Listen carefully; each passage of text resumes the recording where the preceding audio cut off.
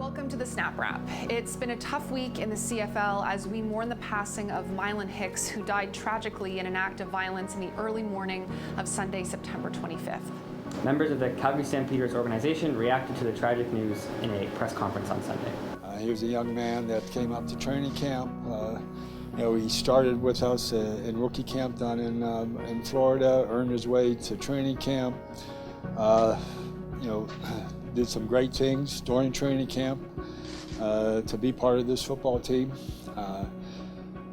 He worked hard every day to get better, and he had patience, and he had all the traits that you wanted to have in that locker room. Mylan was such a hard worker. He's a guy that pissed me off on the field all the time because he literally made plays on that practice roster on scout team all the time, and he even told me sometimes, hey, sometimes you're looking over here too much, or this guy's doing that. And he truly just cared about making the team better. And I'm not just saying that, I really do mean that. And that's one thing, talking to one of the teammates that was close with him for a while, is that he's a guy that has always cared about making himself better, but ultimately making his team better, and that's something he's always done. You have a beautiful person like that, the beauty in a person. He may not have been a perfect man, but it's a beauty in that person that Hicks was. And we should be able to embody a piece of him going forward in life. So he may be gone physically, but his spirit and the essence of the person that he is should live on forever. Commissioner Jeffrey Orridge expressed his condolences this week as well.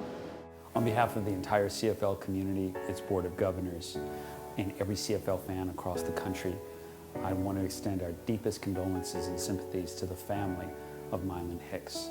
A life so brilliant, so bright, so promising, ending the way that it did is an unthinkable tragedy. I think now all we're left to do is celebrate all that he brought to us and all that he will continue to bring to us in our memories of him. Let's celebrate Mylan. James Cebulski, host of the Waggle podcast, had a chance to speak with the head coach of Michigan State, Mark D'Antonio, who coached Hicks for 5 years in the NCAA. He was very excited about playing for the Stampeders, very excited about that. And I saw him this summer. So many of our players currently are teammates, former teammates of his, and very good friends of his. So this has rocked our Spartan community. Home teams this week will be observing a moment of silence before the anthem in memory of Mylan Hicks. We'll leave you with this tribute put together by the Calgary Stampeders.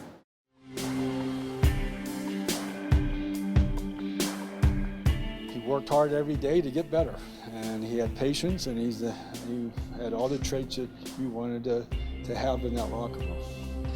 Hicks was a dog on that football field. He was 100%, 110. He was family. He was family. I'm a little bro. It's our business with some people, but not around here. It's not our business here. We are family through and through. We all are affected by this.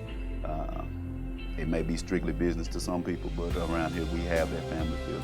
Is that he's a guy that has always cared about making himself better, but ultimately making his team better, and that's something he's always done.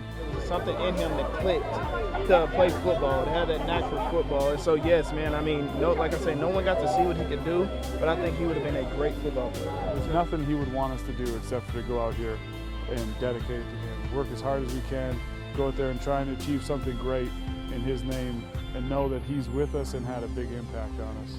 He will be in our thoughts every day and every play on the field.